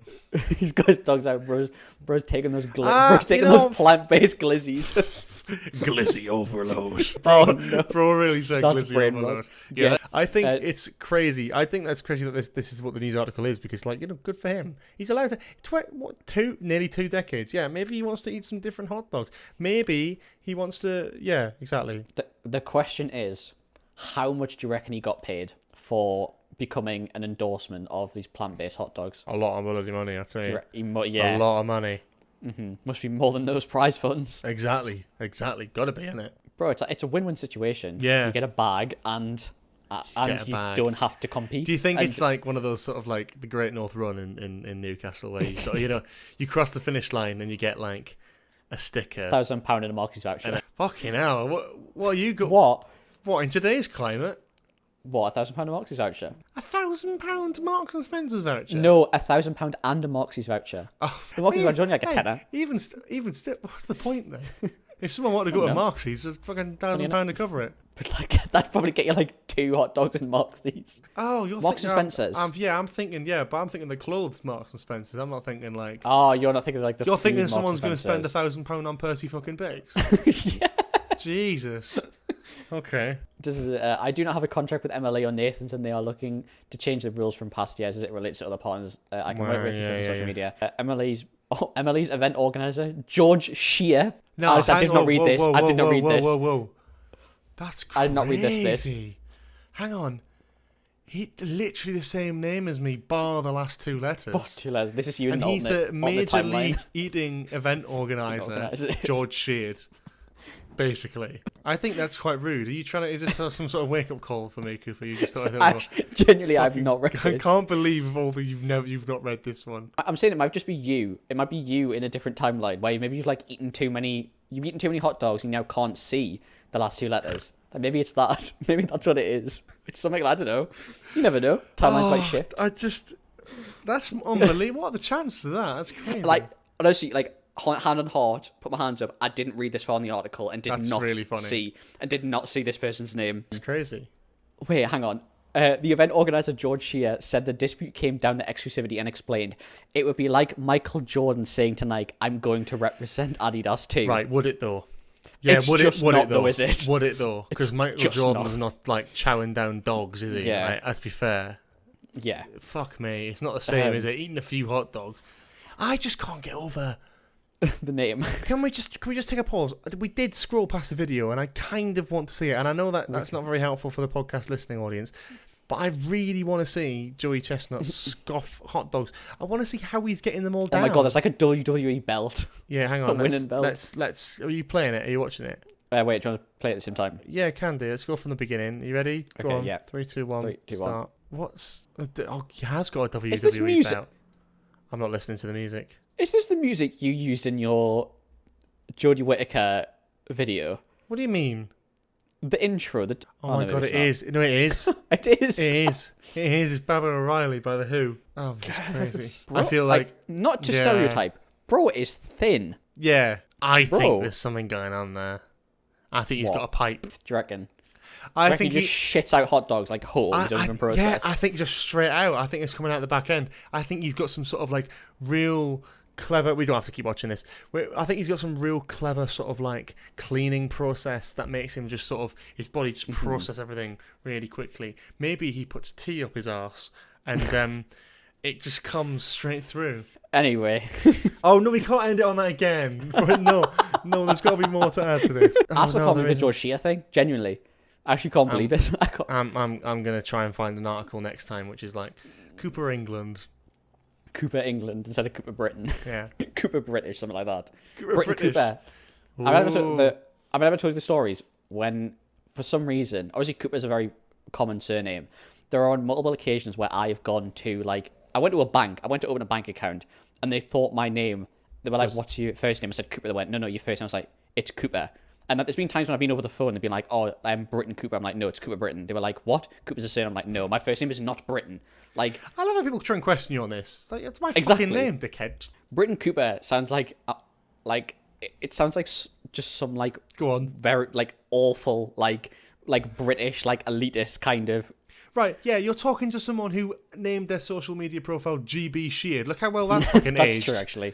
That is true. I can't help that my middle name is Baden. I am like stuck here now with this username, which I can't really change because I was also synonymous with it. GB I'm Sheard, Cooper. without realising now GB News is bloody started. People think I'm fucking Brexit. Cooper GB. I'm Cooper G Britton. Yeah, you are. Yeah, crazy. Anyway, Anyway. no, we talked. You know what? I feel like we're treading this over again. I feel like we've done this before. I'm getting a bit of deja vu. I'm sure maybe like episode 1, 2, we talked about this. I think we might have, because I think I might have like, realised I'm also GB. You're talking about GB and then Britain. Possibly, yeah. And then me Yeah. saying GB Sheard. God, we're so fucking unoriginal, aren't we? We can't come up with We any are. good It's ideas. crazy. Anyway, Crazy. thanks for I know, watching. look at us recycling Marvel content again. Anyway. Oh my god, this entire Thank episode. you. Woman keeps smiling potato in the freezer for 5 years because it looked friendly. Why doesn't this surprise me? Why doesn't this surprise... I'm not going to lie. I've done something similar. What? Not with a potato. Oh, Okay. what with? In my old wallet, still to this day, I have a McDonald's receipt that says order 66 at the top, and it's about Right, 3 years old. completely different because it's not a potato. But it's a similar, like... Yeah, but that's more. That makes more sense. That's funny. But with this is weird, right? This is strange. Oh, the photo of her with it. Oh, my. Yeah, there's a photo. Oh. Laurie Bricks has been keeping a friendly potato in her freezer for 5 years after she refused to cook with it because the spud looks as though it's smiling at her. Oh my god, the photos are so funny. The woman has been keeping one potato in her freezer for 5 years because it looks as though it's smiling at her. She refused to chop up the spud when she was making hash browns in 2017 because she thought it was so friendly looking she had Some to keep happy it. hash browns. Yeah, exactly. She was like cooking them all out, and she looked at it. Now, I'm not being funny. The photo that they use is, I mean, you can, for those listening or watching, you can find the article linked in the description below. But the photo they use, the fucking potato, it does not look friendly. It looks like a creepypasta. It looks like fucking Jeff the Killer. It does, yeah. That shit is crazy. That does not look. I would cut right through that. Do you reckon she's still got it? Because this article's from 2 years ago. That's what I'm thinking. I wonder if she has. I'd love to know what Laurie has Bricks to is be. doing now. But the potato features clearly defined eyes, nostrils, and a smiling mouth. Laurie and her husband Michael Bricks have even decided to name the cheery carb Pete. Cheery carb, Jesus Christ, Pete. It's like a CBB show. Yeah, it is, isn't it? The cheery carb. cheery carb. Coming to kids broadcasts near you. After sparing the spud, Laurie and Michael also threw together an impromptu photo shoot featuring pictures of Pete reclining in the chair, sitting at a dinner table and watching TV. Fuck me, man. It was fine. Honestly, I've got no issue with you putting it in the freezer and keeping it. Why do a photo shoot with it? I just feel like this. She must have something going on. 5 years later, 51-year-old Laurie recently unearthed Pete from his chilly new home and found the potato is supporting new additions, including an ice beard and sprout feet. Oh, it looks rancid. Oh my god. Just plant it. But Laurie from Parker, Colorado, US, yeah, of course, In America. said she won't be chucking the spud away anytime soon, and she wants to keep Pete for another 5 years so she can do another photo shoot that will mark a decade since she found it. Well, we're gonna have to wait. A How many more 10-year-old years? potato. Yeah, we're gonna have to wait 3 more years. 3 more years to see the potato. Fucking hell, that's crazy. I found him 5 years ago in a bag of potatoes from the supermarket. I was pulling them out to make hash browns for breakfast and spotted his little face smiling back at me. I couldn't turn him into a hash brown because he looked so friendly looking. There's something about her making hash browns. I don't know what it is. Yeah, I mean, I don't know how they're making that. I presume just like sort of shredding them up like they would like cheese. Yeah. So I presume it's that, and I just sort of looked at it and thought, I can't do this. But why? I just don't understand why. Like a proper crisis moment. Like, yeah. not like this. Just like staring Why are we into still its here? eyes. Maybe it's got some sort of like literally. demonic possession, because that face is not friendly to me. I still stand by that. I look at that and I think that it starts speaking to me, like almost in a way, almost Sutek like. Let's just go with that. I was gonna say, this is the next Doctor Who villain. This is the next smiling potato. This is the next head of the Pantheon of Discord right here. This is him, Pete, God of Cobs, Potato, God of Cobs, everyone's worst enemy. He just looks and like Laurie's just making hash browns. He just looks. She looks into his eyes. It's like, I am the night. I am the terror. I love it. I named him Pete because I thought it looked like a Pete. Lovely. It might have been a couple of glasses of wine later on in the evening that inspired me to do the photo shoot. I just thought, got to take some pictures of them. I wanted to make them exciting. I had a childhood dollhouse with some cute furniture and used them. Oh, not at 51 years old, love. God. I mean, she's got a husband, hasn't she? Yeah. This screams like sort At least of she's mad. not marrying the potato. Yeah, that's true. At least she's not marrying the potato. So that's a win. Yeah, That's but a win in my books. I have many worries about what she's doing with the potato, but for me, it's just like giving sort of mad old cat lady vibes, isn't it? Yeah. Really? Yeah, this isn't it? Got the idea to freeze him from my sister. She had a cake with a celebrity on it when she was young, and she froze that and took it everywhere. What? Well, her sister's just as weird then. That's really strange. No one does that. Do you reckon they all have like a different thing? Sister's got a cake. Laurie's got the potato. The pantheon of foods. The pantheon of foods. Dad's got like a carrot that looks like God knows who. Like, what? I don't know. What? I don't know. Oh, God. There's no actual photos of the photo shoot. She added, I wanted to check on him and he's doing great. Still smiling and still happy. He's got some frosting around the chin. He's aging well. And he's drawn some little feet. I think those are sprouts. He looks like he's got a little winkle picker shoes on. What? I took more pictures and decided to put him back in the freezer. I'll get him out in 5 years' time to mark a decade of him being with us. I would not put any of my frozen food near that creepy-looking fucking thing. I would it would get be in its own section. rid of that. Because she's just got this horrible association with it. I mean, she's 51 already. Like, you're going to be late 50s by the time you're looking after a potato. I think the takeaways from this, the positives to take away this from is, A, she didn't marry the potato. It's a good start. She also hasn't made it a social media, which is always a good thing. That we know of, yeah. She put them on her own social media, which is Okay. could be the first sign of descent into insanity. Well, when we did the whole fish thing, remember the whole fish thing? Yeah, that's what I'm saying, The yeah. Geordie fish that landed in someone's garden? Yeah. That had a Twitter account, and this one hasn't. Yeah, that's and what I'm I'm saying. kind of glad. Yeah, I appreciate that she hasn't gone ahead and made a Twitter account for a potato. And if I have to deal with this every 5 years, you know what, Laurie? I'll be happy. Look, we'll make this pledge right now, right? We'll make this pledge right now. If and when Nostalgia Bait makes it to the next 3 years, 2 years, 3 years, 3 years. 3 years. It's will the do. 13th of June. This article is. Okay. I saw the date. So 3 and a bit 3 years. years. 3 years, not 3 and a bit years. 3 years. God, we're end of June. late, Jesus Christ, that is scary. Time goes too quickly. We will come back and we will see if Laurie has still got the smiling potato. And it is our duty to inform you all and keep you updated as to whether or not the potato is still smiling and whether it's grown any more. The greatest plot twist would be as if she lifted it out and it's literally just a frowny face. Like it's fully gone and Jane. Like a proper Doctor Who villain, that isn't it? Yeah, he's like a demonic potato. Yeah. I mean, I've kept some potatoes for a long time from Lidl. They just go a bit. I haven't put them in the freezer, but they just go a bit squashy and grim and throw them out. I've never seen a potato that looks like a person. And I've never frozen And you know what? I still haven't. Even reading this article, I still haven't seen it. Actually, I mean, yeah, the eyes are a bit creepy. It looks just, I don't know. I think it looks like Momo. Yeah. Yeah. Yeah. A little Good bit. point. Yeah. Yeah. Oh God. Well, that's just news, everyone. That it is looks a just bit news. demonic. It does look a bit. Anyway. Demonic potatoes. Ken Allen. Yeah. Newcastle Fish. That is basically what this show is now. And thank you anyway for listening to that. Oh, God, I'd have a potato that looked like Ken Allen. That would be newsworthy. That would be newsworthy, you know. That would be newsworthy. That would be fab. I don't even know how to, you know what? I don't even know how to segue that into an intro, so we're just going to make it as meta as possible. We're now going to do an outro. Intro? Fuck. God, this is not going well. Roof Ninja woman found living inside shop sign said it was an old safe spot. I've not read all of this article. I skimmed. Does she have a low taper fade? What if Roof Ninja had a low taper fade? Brain rot. We talked about brain rot too much. This is proper brain rot. This is proper brain rot. Okay, I'm sorry. We'll start with the brain rot. Roof Ninja what? Roof Ninja woman found living inside shop sign said it was an old safe spot. The 34-year-old had a coffee maker, computer, bedding, phone, and even a printer inside the sign. In a shop sign? Yeah. How do you live inside a shop sign? I assume she's climbed up the building and it's like an attic space. Oh, wow.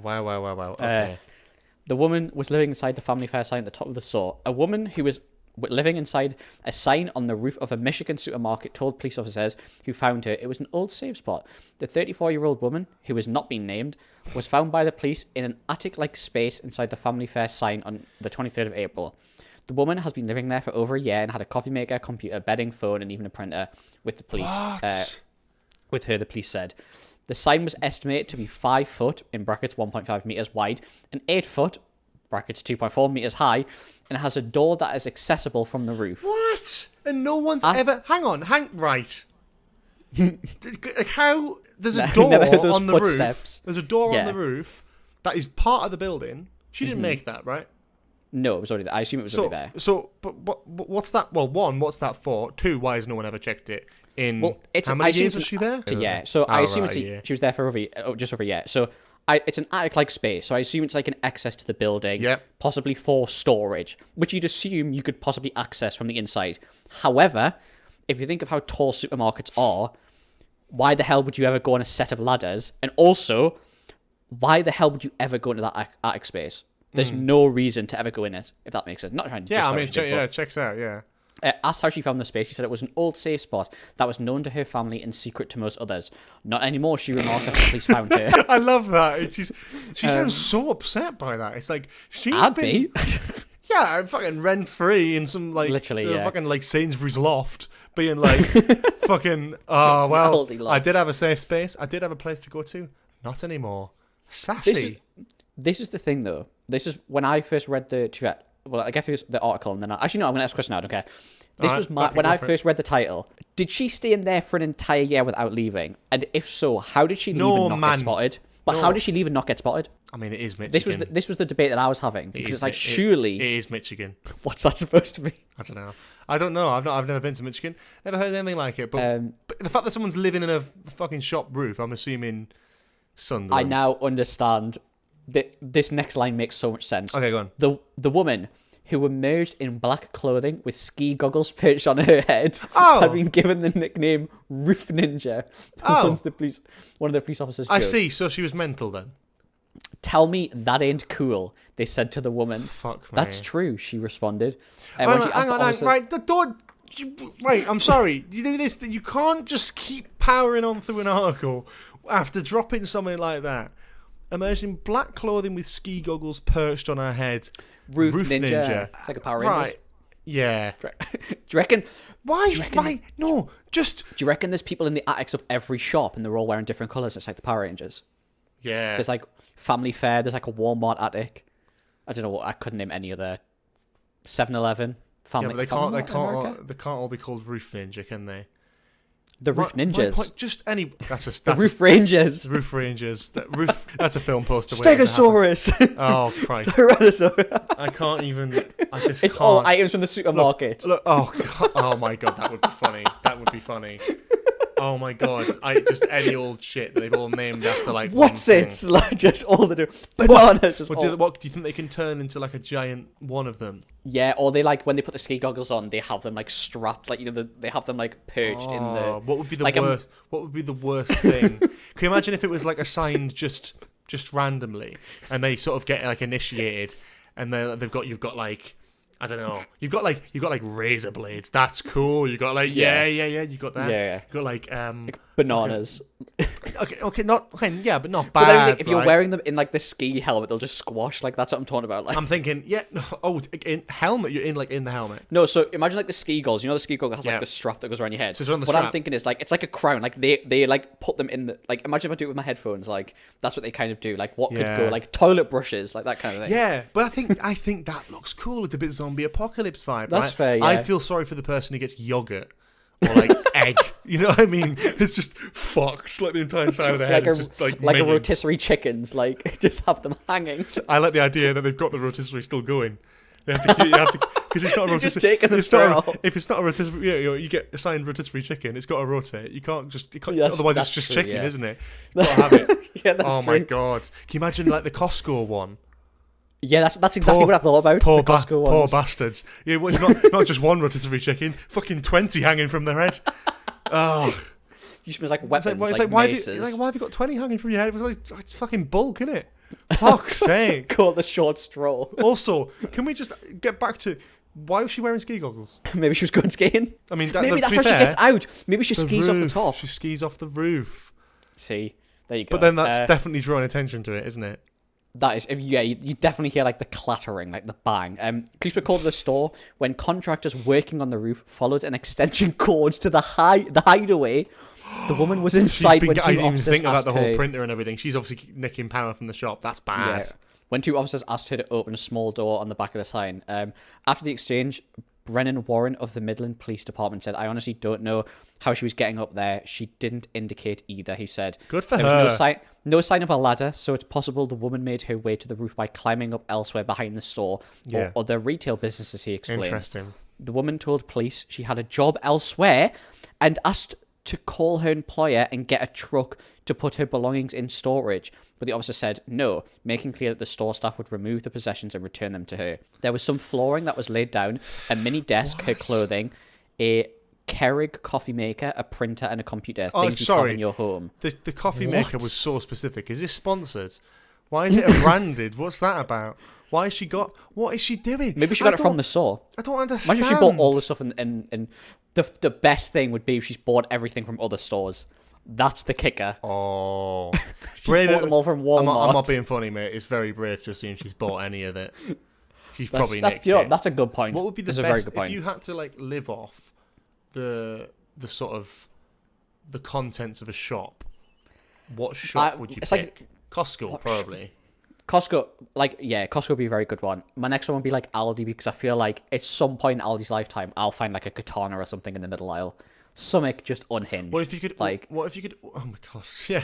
I think like zombie apocalypse, like like middle of Lidl vibes, where it's like like middle aisles, yeah. An inflatable flamingo, some shoes, Yeah. like a Kalashnikov, like I like it. That's the middle of Lidl.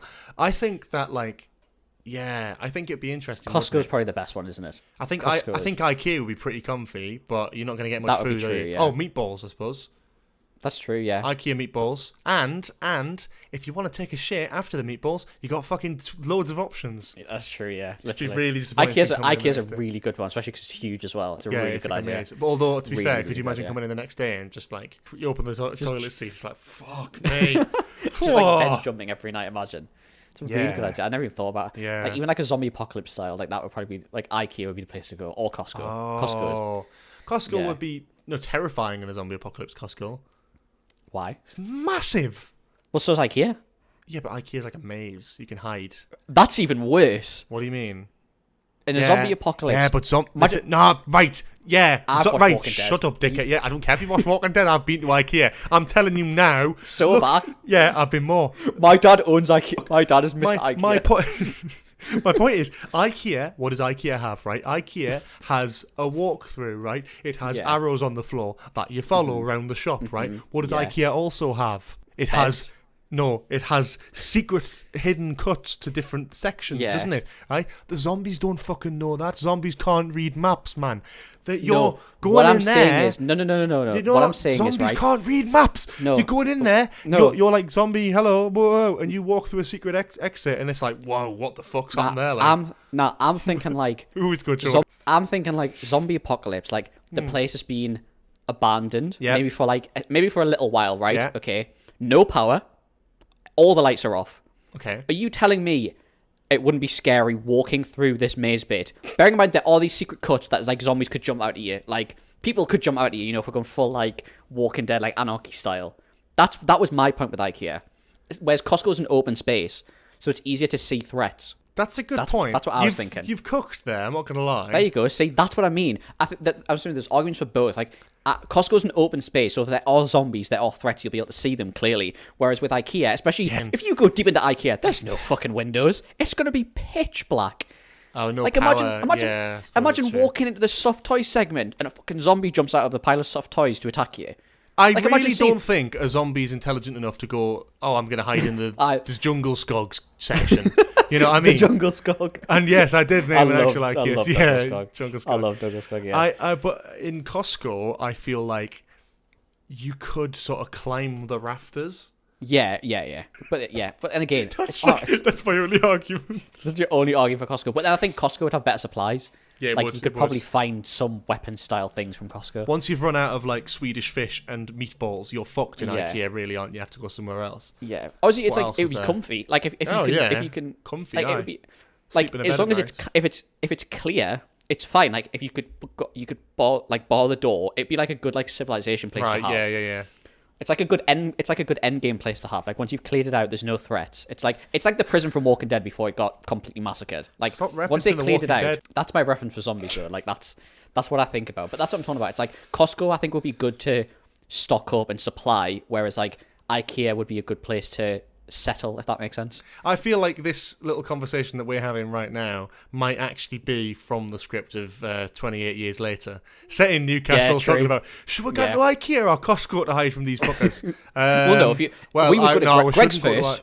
Greg's first, obviously. Like Newcastle zombie apocalypse, every single fucker is running to Greg's. Yeah, Greg's is already like a fucking apocalypse nowadays, man.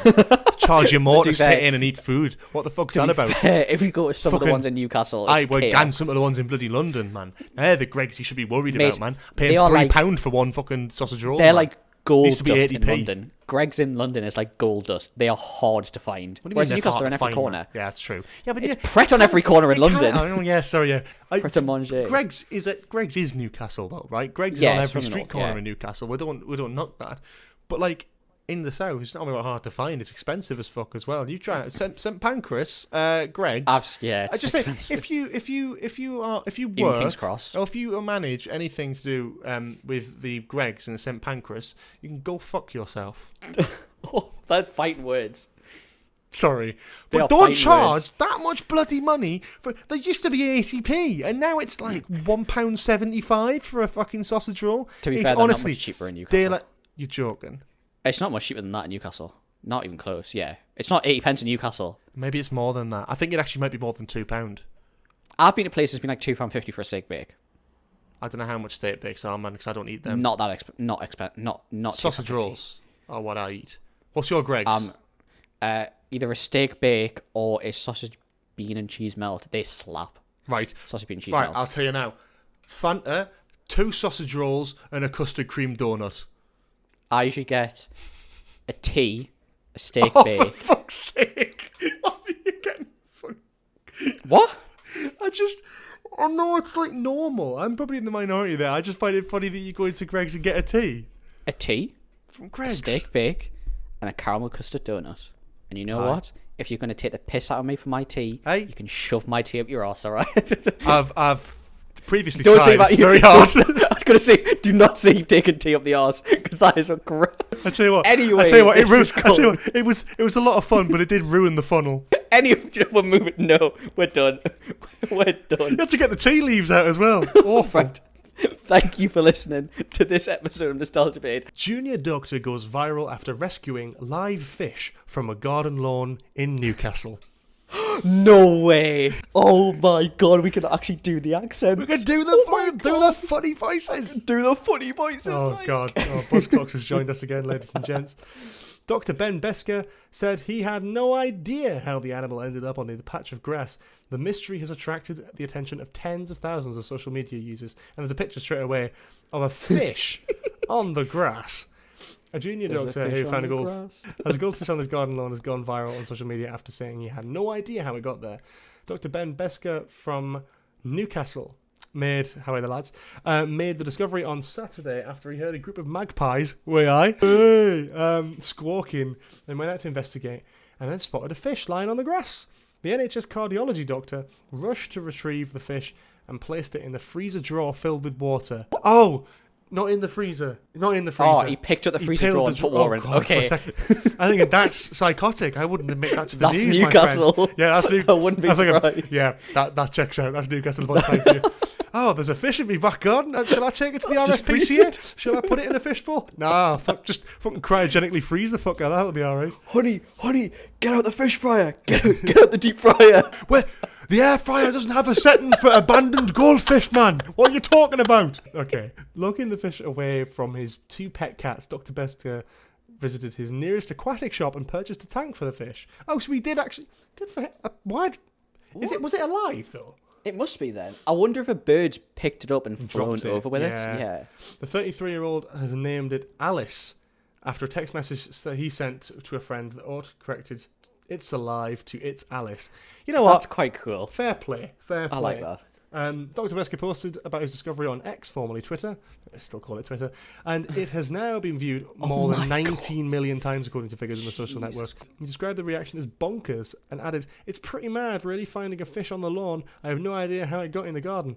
Then I saw this thing on the floor and I was like, what the hell? I went out and I was like, oh, as if it's an actual fish. Took a photo to send to my fiance to say, how the hell is there a fish on the floor? And then it moved. I couldn't just leave it." Wow. Oh my god, it has 21.6 million views. Really? Jesus Christ. Oh my So today I found a goldfish in the grass in my garden. It was alive, I think. And to have no ponds anywhere near, so took it inside. Interesting. Dr. Besker said he picked up a flapping fish and put it in a freezer drawer after filling it with water. We're doing this again, news articles. We can't keep repeating the same bollocks, all right? Just get to the point. It started to swim around, so it was alive. I think it was seconds from death, so it's a lucky fish. Oh my god, there is an actual photo of it. If you go on Twitter, there's videos of it. There's videos of it in the fish tank that he's bought. Of course there is. 5 minutes of fame, innit? Crazy. That's impressive, you know, it's still alive. It must have been like quick. Oh no. What? The fish has an account on Twitter. No, it doesn't. It does. At Alice Besker. Oh, now it's cringe. Oh. He's trying to make it a thing. It hasn't worked. Why has he shared a picture of sushi? It died. Here it is now. Oh, he's doing a whole thing that people do with their dog accounts. It's cute when you do it with a dog. Oh, he's posted an AI-generated photo of a goldfish. Well, this man has now been cancelled. I can take the piss out of him now. You, my friend, are fucking man. Look, I respect the I respect the grind. If I find a fish in my back garden, I'd definitely use it to promote the podcast, right? But I'm not doing is backing this AI nonsense. Fuck off with that. What's he doing? It's very funny. One user has gone on as far as creating an... Oh, wait. One ex-user has gone on as far as creating an account for the fish with the username at Alice Besker, which Dr. Besker said was very funny. So it's not his account. It's not his account. Now intends to keep the fish as a pet and plans to purchase a larger tank. Okay, you know what? I'll take it back. Fair enough. The guy, Dr. Besker, sorry what I said. I didn't realise you hadn't made the account. You are still an absolute G. And this person who made this account is even stranger than I first thought. It would actually be more normal if you'd done it. But yeah, so they've made a fish tank for it. They've made a fish tank for it. They bought a fish tank for it. They've made one. No, they bought one. But if they've made one, that would be fucking impressive. I think that's all that this article says. Jesus Christ. Well, there we go. That's your fish in your tank story. A fish got dropped in the garden. Of course it's from Newcastle, man. I don't even think it was a bird that did it. Never mind the fact that it's nowhere near a pond. I think that was picked up by a charver and thrown into the garden just for a laugh. I think that was it. Do you reckon a teenager's pissed off their mum and just be like, no, that's it. I'm getting rid of your fish and just hide it out the window? No, I reckon it's the local chip shop, man. They've just got their stock in and they're going, this is a fucking cod, man. This is a fucking goldfish. Chucking out the window. It's still alive, however. Just tossed it. You're having a fucking laugh. You think I'm battering that bastard. Fuck off. Off he goes. Any more Geordie jokes crabbing in there before we wrap this up? I don't know. We do not give a good impression. I think if and you're going home in a couple of weeks. I don't know when I'm going home. I feel we might be mobbed. I'm a bit worried about that. I'm a bit worried that if we ever go to Biker, we might be shot. I'll step up the tray and there'll just be people throwing stuff at me. Oh God, yeah, you're gonna step off and go, are you Britton off nostalgia bit? And you're gonna go, yeah, I am. And they're gonna go, he's here. They're just gonna fucking throw fish at you. It'll be the guy waiting for me to whack me across the face with it. Oh man, honestly, God. You'll walk out of the station and be like, I don't think it's very funny you doing these impressions of us and making us look fucking stupid because we are fucking men. We're men as fuck, and you are taking the piss out of us. We are proper, proper. I don't know why. I don't like. We're both from. mean, can I have for those who are listening? We're both from Newcastle. We're both brought up in Newcastle. Yeah. You sound like you're from Newcastle. You have the voice still. Do you think? Yeah, you've still got your accent. Do I? I mean, but then I'd do like a really, really bad impression. Cooper, you still say book. You've got the Geordie impression, man. You've got it. No, because I don't hear it. Like, I don't hear it. Yeah, but mate, compared to me. Oh, compared to you, mate, it's like night and day. I did have I do when I go home. Yeah. But there's some words that you do say that you do. The funny thing about this is, though, that my accent now is more Geordie than it is in everyday life, I think. Yeah, well, it's when you're with, like, it's because you're listening to me. When like, I go home, my accent goes Geordie again, but down south, it's even just when this. we're talking now, there's some words that you say that still, you still have your home roots. You can still hear it. But I think for the most part, it's like, I don't know, it's odd. I don't know why my accent does what it does, but now I'm thinking about it, it's going posher. For me, it's my dialect. It's my, like, the words that I say. I remember in first year of uni, there was a Spanish lad that I lived with, and we were walking somewhere, and I went, "Whoa, it's canny cad like," and the look I got. Yeah, and not being funny, like, but rightfully so. But well, maybe that's me moving though. Maybe yeah. But my my thing I always say was I can't do the Geordie accent like at work or uni, and I had to adapt because it just saves time. Oh yeah. Because people just have to go, what do you say? And then I have to repeat myself anyway. So now I have to talk proper English like, and then and then But I feel like, look, if you're from Newcastle, don't be offended. We love you. It's all from a place of love. I love. And since moving away, I've please so much don't admiration for please it. Don't mug me when I get off the train. Don't mug me. Don't throw live fish at me. Don't steal our radio towers. Don't nick ice cream vans and start like making Ralph references. Don't punch horses. Don't punch horses is a good one. Don't punch horses. It's a good one. And up the lads. Big up the lads. Why? Not that I'm a Newcastle fan, but Cooper. Yeah. You are a Newcastle fan. Now I'm gonna get killed. Now I'm gonna get swarmed at the station. No, but I know full well what you're saying is you don't support football, but when you did, you supported Man United, you fucking traitor. but because now you don't support Newcastle, you don't support football, you should just say, why I support Newcastle. Yeah. There's a reason behind it. Do you drink brown ale? I've never had it. I'd like to try it. I've never had it. Do you know what? Pleasantly surprised. I don't like beer. I don't like lager. I don't like ale. Brown ale, pretty good. It's massive in America, apparently. Why I? Of course it is. It's probably like huge. It's when that person flew over to grab the radio tower, they dropped a few cans of fucking brown ale. It all makes sense. The plot thickens. They just left a Newcastle brown ale sticker on the. Yeah. Trevor, what the hell is a brown ale? Where the hell does Newcastle upon Tyne come from? What the hell is that, man? Oh, but it tastes really good. And then a month in, they're like, "Fucking let's go, you cunts! Fucking way out! Way!" Fucking, is that our first C-bomb? I don't know. If it was a good one. No, you've dropped a C-bomb before. Yes, I have. Anyway. I'm sure you have. Anyway. Armed man on Scottish train turned out to be Star Wars Stormtrooper cosplaying. The man has been dressed as a Stormtrooper. Right. Hang on. Immediately, just armed man on Scottish train turned out to be Star Wars Stormtrooper cosplayer. So someone saw this man as dressed as a Stormtrooper and were like, "There's a fucking." He is armed. He's armed. He's got a gun. Oh my god. The man has been dressing as a Stormtrooper for 10 years, he wrote on Facebook. Wow. By Christina Roselle, Fox News, published April 10th, 2020. Okay. Yeah, this is who we stole from today. Yep. A Scottish man dressed as a Star Wars character caused a brief stir on a train after it was falsely reported that he was armed. Was on the train to I'm not doing a Scottish accent. Was on the train to Dundee for decon in my Stormtrooper costume, wrote a man known as Grampian Stormtrooper on Facebook on April 6th. King. On the page, Grampian Stormtrooper described himself as a Stormtrooper with a Scottish twist, someone who regularly attends conventions or cons, dressed in Stormtrooper armour and kilt. Oh, that goes hard. I love that. Good for him, you know? Stormtrooper, make it a little bit like sort of Scottish. Yeah, a bit of heritage in there, a bit of kilt going on. I love that. Decon, where Grampian Stormtrooper was headed, was held on April 6th at the University of Dundee in Scotland, says its website. The train was stopped shortly after it left the station, and a guard came to chat asking about Blaster. I love that. That's just, you could tell they just interviewed him right off the bat there. Guard came to chat asking about Blaster. asking about Blaster. Lovely. The guard then asked Grampian Stormtrooper to get off the train for a chat. Apparently, someone reported it to the police. Train went back. Apparently, someone reported it to the police. Train went back to Aberdeen. He wrote, met by 2 firearms officers, 3 Police Scotland officers, 2 British Transport Police. Had to chat to all of them. And then in office, oh my god, I'm having a stroke trying to read this. This is There's like just why so is it many such words broken missing. English in this article. What's going on? I mean, it is written by Fox News. That is true, but then these are quotes. It's not just the guy writing it on Facebook. This is just the Scottish. I would rather slag off Fox News than the Scottish population, Cooper. We're trying to build an audience here, my friend.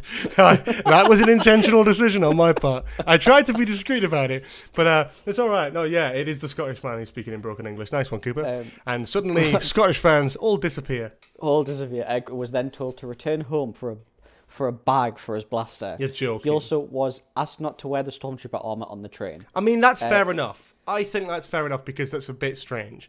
Like, I think if you're just sort of popping around on a train and you're holding what looks like a gun in public, you should be careful. But then does the armor not give it away? But you shouldn't be expected to know about Star Wars to be But like... that's not the case, though. Like, I'm not being funny. Like... I'm talking, right, like, and no offence to what I'm about to say to anyone, by the way, which is always a good way to start a sentence. I think about some, like, 90-something-year-old dementia-ridden fuck who just got on the train and is like, like a big, like a ghost, because they haven't got their cataracts in or whatever. Is that the right thing? I don't know. Is that eyes? Contact lenses. What did I say? Cataracts. What's that? Cataracts is in your eye. The thing that helps you see. Yeah, their their cataracts is fucked then, and they can't see, and they haven't got their little. Cataracts are the thing that you get. It makes you blind. Okay, right. Well, let's have a look at this. Cataracts. What are cataracts? What are cataracts? A cataract is a cloudy area in the lens of your eye. Yeah. Helps you focus on light. Cataracts are very common as you get older. In fact, more than half Americans aged 80 or older have cataracts or have surgery to get rid of cataracts. So cataracts is something you get when you're older. So they've got cataracts. Thank you. Cataracts. Okay, I probably said it wrong. But anyway, they get on the train, 90-year-old, scared, dementia-ridden, can't see properly. They see a sort of blurry white figure with a gun. And it's like... oh fuck! It's like their granddad or something. There's a ghost coming to like haunt them and coming to kill them. Or depending on where you are in the world, going back. Okay, never mind. I'm not gonna. My argument was. Let's not make that joke. I think maybe. My argument was going to be is if you see a man in armor with a helmet on, holding a gun, surely you're not going to think that is like. Depends on where you are in the world, Cooper. But let me finish. But then. You could make the argument that if everybody just turned a blind eye to a man in white armor with a gun, it would be very easy to carry an actual gun if you just wore white armor. So what you're saying is there's a problem with people who are actually terrorists dressing up as stormtroopers and getting away with it. What I'm saying is what you're saying is stormtrooper with a blaster, if you wanted to cause some sort of horrible act, you could dress as a stormtrooper and get away with it. This is not what I'm saying. This is not what I'm saying. Unless you're in a train going from Aberdeen to Dundee, you could get away with that one horrendous act train if you dressed as a stormtrooper. Except on that one train. It would be like Order 66. Yeah, it would be. I hate it. Yeah, literally. He doesn't actually turn out to be a terrorist, by the way, does he? Because otherwise that's really horribly... He's not. Thank God for that.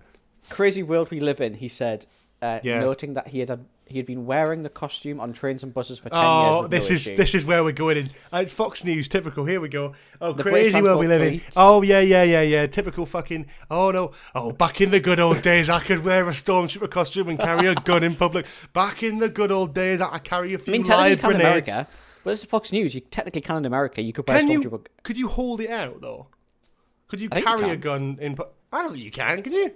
You must have to conceal it. I don't know gun laws. I think it's strange anyway. It is strange. I could do it in Grand Theft Auto. So I'm joking. The British Transport Police, which patrols the railways in England, Scotland and Wales, confirmed the incident to Fox News Digital. Great. Glad they got time to do that. Officers received reports of a man with a firearm entering Aberdeen Station just before 9 a.m. on Saturday, April 6. A spokesperson from the British Transport Police told Fox... Why are they repeating themselves again? Officers attended... Welcome to Just News. Welcome to Just News. The only show that really analyses news articles and how badly written some of them fucking are these days. They've mentioned... They've self-promoted self-promoted. This is like the bath They've bomb one. This is like the bath bomb one. We did that, and they just kept waffling and waffling. She bought a bath bomb. Yeah, did she? Fuck me, we've done this. They've self-promoted for Fox News. Bearing in mind, we are on the Fox News website. They've self-promoted on their own website about 6 times. Fox News Digital, now available on the internet. What am I talking about? Comedy with George Sheard. From Police Scotland, and it was determined it was a false alarm. In comments on his post, Grampian Stormtrooper told others the blaster was holstered and he was not brandishing it on the train when the police were called. Right. He only got it out when the police arrived and were like, excuse me, can you come away? And he just pulls it out and goes, a good soldier follows orders. Many of the replies to the post were supportive to Grampian Stormtrooper, with one saying the person who called the police had too much time on their hands. Or AKA, had cataracts. We've established this. Or was a certain female with the name beginning with the letter K. That's the other question. Well, I think my mum would be greatly offended by that, but that's okay. That's true. I apologise. Yeah. That was a false call from me. From a personal standpoint, anytime I've seen you or anyone else out about in cosplay, or even just people rocking their own personal out-of-the-box style, it makes me smile and just makes the world seem like a little brighter for a while, wrote one individual. The same person added, please keep doing what you're doing, which they put in block, bold, capital letters in the middle of the article. Can we just specify as well, this is something we said we were going to do way back when, we never did. We need to have a ranking of these stories, because one thing I really don't like about this story is that they've got loads of photos of people dressing up as stormtroopers, and it's going, but not one the of man him. on Facebook not pictured. I want to see some blurry CCTV really of a stormtrooper in a kilt at a train station. Well, that would have made this article, and they haven't got it. But instead they've got block caps and adverts to other articles. Yeah, don't click There's a video at the top, which I thought was going to be a part of it. It's just not. No, it's not. It's their headlines. It's just not. I don't care. Yeah. Anyway, that's fun. I just thought it was cool. It's a funny story. A man being potentially armed on a train dressed as a stormtrooper. Yeah. And it's related to this week's episode. In summary, in a word, Cooper, it was summary. In summary, this person would have had a heart attack at Star Wars Celebration. in one word. Unbelievable. Okay. That's good. That's a good word. There you go. What's your one word? Cataracts. Anyway. It's a good word. Anyway, thank you so much for watching this week's episode of Nostalgia Bait. If you've enjoyed, please, if you're on Spotify, leave us a hearty 5-star review. Woo! And guess what? I can finally say this. Oh, no. Subscribe to the YouTube channel that you're watching this on and leave a like. Is this going on YouTube? I mean, yeah. Why can you say that now? Because we've not had it on YouTube before. Yeah, we have. Well, yeah, but not the video. It's different. This is my first ever YouTube outro, proper YouTube outro. Oh, someone did not care about their Interstellar video, but that's fine. Well, no, but okay. Hang on. Come on, just do the outro. No, hang on. The Interstellar video was not like it was for a university project. This is for an actual brand we have. I didn't have a brand doing that video. I was nervous doing the intro. You won't have a brand after doing this fucking video if you carry on with this shit, mate. He's like, subscribe. Form TikTok, please.